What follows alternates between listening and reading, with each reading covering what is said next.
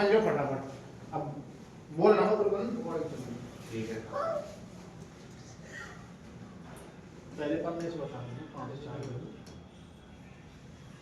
देखो हाँ भाई, हमारी बात करेंगे तुम्हारे 4th क्लास कर्मचारी 52,453 जो लिखे।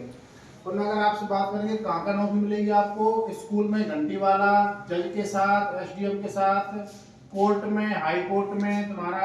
और इसी ग्रेड पे बात करेंगे 2800 रहेगी। तनख्वाह स्टार्टिंग 12,500 से लेकर कितनी रहेगी आपकी 31,000 तक। इसके बाद अगर आपके प्रमोशन की बात करेंगे तो 3 साल बाद प्रमोशन तुम्हारा एलडीसी में होगा, लॉयर डिवीजन क्लर्क में।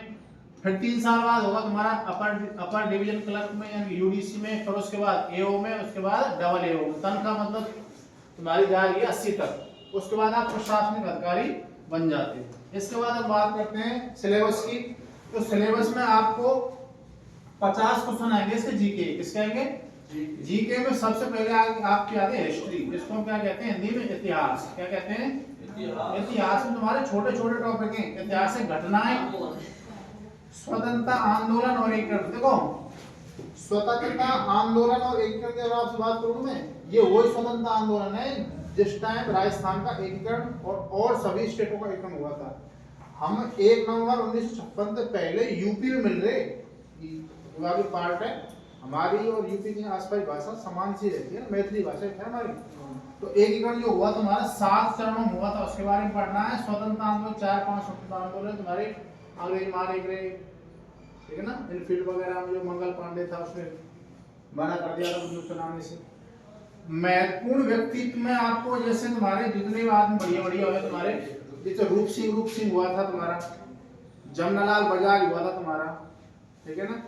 ये जो हुए थे उनके बारे में पढ़ना है। भाषा एवं साहित्य, यानी कि हमारी भाषा कौन सी? हिंदी है। और हिंदी का साहित्य क्या है? हिंदी का साहित्य क्या वो पढ़ना है। छोटे छोटे उत्पत्ति पूछनी है। साहित्य उत्पत्ति कहाँ से हुई तुम्हारी, किसने तुम्हारी इसकी रचना की है, किसने भाषा के बारे में बताया। अगला संस्कृति और सामाजिक जीवन, यानी कि हमारी संस्कृति कैसी है, कल्चर कैसा है, और हमारा सोशल जीवन कैसा है, तुम्हारा सामाजिक जीवन। अगला टॉपिक हमारा वेशभूषा, यानी कपड़े कैसे पहनते हैं। वाद्य यंत्र बजाने में क्या काम लेते हैं तुम्हारे, ढोलकी मंजीरा वगैरह जो भी आप लेते हो। लोक देवता, सिर्फ लोक देवता तुम्हारे उनमें से 5 लोक देवता पढ़ रहे हैं तुमने बस, मेन पीर है जो। फिर लोक साहित्य है। लोक साहित्य में हमारे जो बड़े बूढ़े साहित्य के रूप में किसको पढ़ते थे वो पढ़ेंगे। बोलियां तुम्हारी जो भी है, जैसा अगर मैं बात करूं, हम जो बोल रहे हैं कौन सी भाषा है, मेवाती बोल रहे हैं हम। हाँ जी, अलवर और भरतपुर की मेवाती भाषा बोली जाती है। अगर आप सीकर झुंझुनू जाओगे तो उसको बोलते हैं हाड़ौती। जयपुर में बोली जाती है डूणानी, कौन सी बोली जाती है? डूणानी। ऐसे करके यूपी के बाहर पार्ट में बोली जाए मैथिली भाषा। ऐसे कर भाषा के बारे में पढ़ना है। कितनी भाषा हमारी मारवाड़ी भाषा भी है, हमारी जो रेलवे चैनल है ना वो मारवाड़ी बोलते हैं। मेले एवं त्योहार, कौन कौन से मेले लगे, कौन कौन से त्योहार में, होली दीपावली इनके बारे में पढ़ना है। और छोटे मोटे त्योहार है। आभूषण, आप आंख नाक कान में क्या पहनते हो, पैरों में क्या पहनते हैं, हाथों में क्या पहनते हैं, सारे आभूषण तुम्हारे। आभूषण स्त्रियों के और पुरुषों के दोनों पढ़ने हैं, स्त्री के पढ़ने और पुरुषों के भी। जिस पुरुष की अगर बात करूं क्या पहनते थे कानों में, गुड़दिया पहनते थे, ठीक है ना। लोक कला है हमारी। लोक कला कौन कौन सी है तुम्हारी, जैसे नृत्य वगैरह करते हैं तुम्हारे। वस्तुकला, यानी कि हमारे जीवन में जो हमारे सामानों से, कोई वस्तुओं से जो कला खेलते हैं तुम्हारे, हमें कलाकार देख लोगे बाट वगैरह में। लोक संगीत के बारे में पढ़ना है कि हमारे लोक जीवन में क्या काम है भाई। अगर तुम्हारे सावन भादों में गीत गाँव में महिलाएं, तो बच्चा हो जाता है तो गीत गाती है, ठीक है ना। तो जैसे किसी का शादी वगैरह होती है उस टाइम अलग अलग तरीका गीत गाँव में, तो बोले लोकगीत। नृत्य की बात करूं, नृत्य में हमारा राजस्थान नृत्य कौन सा है, जैसे घूमर नृत्य तुम्हारा। और खांगा कौन कौन नृत्य करेगा, नृत्य अलग अलग तरीका करे। मारवाड़ी अलग तरीका का नाच है, यहाँ पर अलग तरीका का नाच है।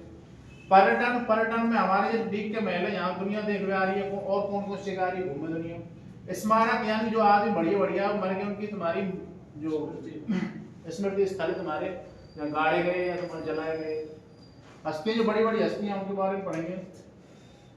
अगला है हमारा संविधान एवं राजनीति। अगर मैं आपसे बात कॉन्स्टिट्यूशन एंड पॉलिटी की बात करता हूं, तो संविधान का आधारभूत ढांचा, उसका परिचय, प्रस्तावना में, यानी कि उसकी प्रेस्टीज क्या है कि संविधान को काम कौन चालू करो कि भाई संविधान बनाना जरूरी है। उसके बाद राज्य शासन, राज्य का शासन कैसे चलता है। जैसे राज्य शासन कौन होता है राज्य में, मुख्यमंत्री के अंडर कौन रहता है, गृह मंत्रालय में कौन आते हैं, पूरी पुलिस आती है, पुलिस के अंडर में लेके वो फिर छोटे मोटे मंत्री बना दे। तुम तो किसान मंत्री बन जाओ, तो वो मंत्री बन जाओ, ऐसे करके चलता पूरा प्रोग्राम। और मंत्री में बात 2-3 प्रकार है, कैबिनेट मंत्री, राज्य मंत्री और स्वतंत्र प्रभार मंत्री। अब ये जवाहर सिंह मैडम है, स्वतंत्र प्रभार का मंत्री है, ये कैबिनेट मंत्री नहीं है, सब सलाह दे सकता है, चलेगी ना ऊपर जाके अगर कोई काम करवाना चाहे तो ऊपर जाके कह ही सके, पर कहे तो मुख्यमंत्री मान जाए, भरतपुर को मान जाओ, ठीक है ना। राज्यपाल कौन से अनुच्छेद के अनुसार, कौन से आर्टिकल के अनुसार माना जाता है, मुख्यमंत्री कौन से अनुच्छेद और कौन से आर्टिकल के अनुसार माना जाता है, सब जगह पढ़ा जाए, सबका समान है ये, कोई सा भी स्टेट हो। मंत्रिमंडल कौन से अनुच्छेद से जरूरी है तुम्हारे संविधान हो पढ़ना है। विधानसभा जैसे राजस्थान कहाँ पे है, जयपुर में, और यूपी कहाँ पे है, लखनऊ में, तो उसके क्या क्या नियम है, क्या क्या सिस्टम है, कौन से अनुच्छेद के अनुसार पढ़ते हैं वो विधानसभा पढ़ेंगे। न्यायपालिका, अब जैसे हमारी न्यायपालिका कहाँ पे है, हमारी खंडपीठ जयपुर में, और हाईकोर्ट कहाँ पे है, जोधपुर में, और यूपी कहाँ पे जैसे लखनऊ में, उनके बारे में पढ़ेंगे यहाँ पे। राज्य का प्रशासनिक ढांचा यानी कि प्रशासनिक ढांचा यानी कि 4 कांस्टेबल के ऊपर एक हेड कांस्टेबल रहेगो, हेड कांस्टेबल के ऊपर एएसआई रहेगो, एएसआई के ऊपर एसआई रहेगो, एसआई के ऊपर कौन रहेगो, एचएसओ बोले तो सीएचओ बोले कई बार, और कौन रहेगो, एएसपी रहेगो, एएसपी के ऊपर कौन, एसपी रहेगो, एसपी के ऊपर कौन रहेगो हमारा उसके बाद रहेगा तुम्हारा कमिश्नर, कौन रहेगा, कमिश्नर के ऊपर मुख्य कमिश्नर, उसके बाद फिर मुख्यमंत्री रहता है, मुख्यमंत्री गृह मंत्रालय में आता है, ठीक है। इस तरीके तुम्हारा प्रशासनिक ढांचा के बारे में पढ़ेंगे।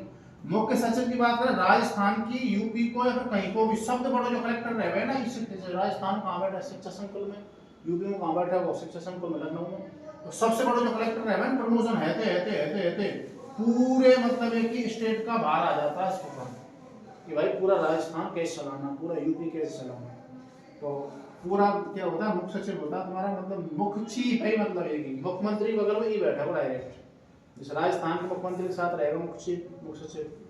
प्रशासनिक, जल प्रशासन बात करूं, जिला प्रशासन कहाँ पड़े हैं, एक तो पड़ता है तुम्हारा पंचायत, ग्राम पंचायत, पंचायत समिति, ग्राम पंचायत सरपंच रहे, पंचायत समिति कौन बने, प्रधान बने, 2 पंचायत में लड़के जितने चुनाव देंगे, जिला प्रमुख बनता है, जिला प्रमुख बोर्ड कौन है, हमारे राजस्थान में 33 जिला प्रमुख है, बोर्ड देंगे कौन बन जाएगा, हमारा जिला प्रमुख बन जाएगा, ठीक है ना, जिला प्रमुख आगे काम होता है। फिर जिला स्तर पर न्यायिक ढांचा यानी कि तुम्हारा अगर कोई फौजदारी कोई विवाद हो जाता है, लड़ाई झगड़ा है, कुछ हो जाता है, तो क्या करोगे आप, सीधे सेशन कोर्ट आओगे, सेशन कोर्ट कहाँ हमारे यहीं पे डिग्री, यहाँ पे कोई सुनवाई ना करो कहाँ जाएंगे आप, हाई कोर्ट में, और हाई कोर्ट में सुनवाई ना करो कहाँ जाएंगे आप, सुप्रीम कोर्ट में, और सुप्रीम कोर्ट में कोई ना मान रहा होता है नीदरलैंड में एक देश, वहां पे अंतरराष्ट्रीय न्यायालय जब कार्यकाल 9 साल हो रहे वहां जाएंगे, वहां अपने बात मांग देंगे। अगर सूचना का अधिकार आरटीआई जैसे अगर मैं तुम्हें या तुम्हारे माँ बाप वगैरह कोई भी अगर तुम्हें पढ़ने नहीं दे रहा है, खाने नहीं दे रहा, पीने नहीं दे रहा, तुम 14 साल से कम, उसके बारे में इसमें लगभग तुम्हारी 7 अध्याय तुम्हारी 38 धाराएं, वो तो आरटीआई के बारे में पढ़ते हैं। तुम्हारा अधिनियम के बारे में पढ़ना, कौन कौन से अधिनियम है तुम्हारे। इसके बाद हमारा अगला टॉपिक तुम्हारा मैथमेटिक्स है, इसमें आप एलसीएम एचसीएफ पढ़ेंगे, lower common multiple, higher common factor, average पढ़ेंगे, लॉस प्रॉफिट पढ़ेंगे, सिंपल इंटरेस्ट पढ़ेंगे, कंपाउंड इंटरेस्ट पढ़ेंगे, रेशियो प्रोपोर्शनल पढ़ेंगे, साझा पढ़ेंगे, समय कार्य पढ़ेंगे, समय चाल पढ़ेंगे, आंकड़ों का निरूपण और आंकड़ों का चित्रण, बीजगणित, ज्यामिति और त्रिकोणमिति और क्षेत्रमिति। इसके बाद तुम पढ़ोगे इसमें हिंदी तुम्हारे 30 क्वेश्चन आएंगे, इसमें से तुम्हारे हिंदी के संज्ञा, सर्वनाम, क्रिया, विशेषण, तत्सम, तद्भव, संधि, विच्छेद, नॉर्मल चीज बिल्कुल, उपसर्ग, प्रत्यय, पर्यायवाची, विलोम शब्द, वाक्यांश के लिए एक शब्द, शब्द शुद्धि, वाक्य शुद्धि, काल के भेद, मुहावरे एवं लोकोक्तियां, अंग्रेजी के समानार्थक शब्द जो आते हैं उनका हिंदी शब्द बताना पड़ता है। कार्यालय पत्रों से संबंधित, अब तुम कार्यालय नौकरी करोगे तो कार्यालय के बारे में जानकारी होनी चाहिए, कार्यालय पत्र आना चाहिए, कार्यालय का आदेश आना चाहिए, अधिसूचना आनी चाहिए, विज्ञप्ति आनी चाहिए, आपको ज्ञापन देना आना चाहिए, तुम पे परिपत्र आना चाहिए, निविदा आना चाहिए और अर्धशासकीय पत्र आना चाहिए तुमको। इसके बाद अंग्रेजी की बात करेंगे, अंग्रेजी मोटे तौर पर 10 टॉपिक है, वैसे याद रखें 8 टॉपिक तुम्हारे। टेंस याद रखना है, active passive, narration direct indirect, तुम्हारा ट्रांसफॉर्मेशन, आर्टिकल, इसके बाद तुम्हारा डिटरमिनेंट, तुम्हारा प्रीपोजिशन, उसके बाद तुम्हारा ट्रांसलेशन और सिंपल इंटरेस्ट, तुम्हारा पहला तुम्हारा हिंदी से अंग्रेजी, अंग्रेजी से हिंदी, इसमें याद रखना है। साइंस की बात करें तो साइंस का तुम्हारा कल ऐड कर लेंगे इसमें ना। अब चले जाओ तुम्हें।